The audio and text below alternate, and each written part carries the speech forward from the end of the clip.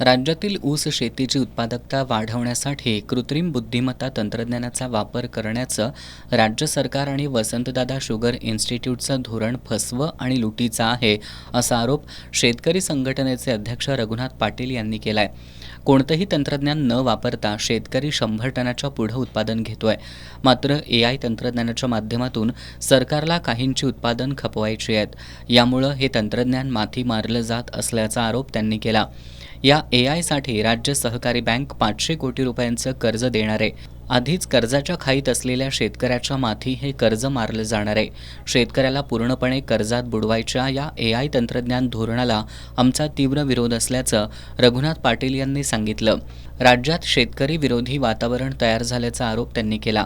उत्पादन खर्चाच्या तुलनेत शेतीमालाला भाव नाही, मात्र सरकार यावर बोलायला तयार नाही. केवळ पक्ष फोडाफोडीचं राजकारण सुरू असल्याची टीका पाटील यांनी केली. पत्रकार परिषदेला संघटनेचे जिल्हाध्यक्ष ॲडव्होकेट माणिक शिंदे, डॉक्टर प्रगती चव्हाण, ज्योतिराम घोडके यांच्यासह कार्यकर्ते उपस्थित होते.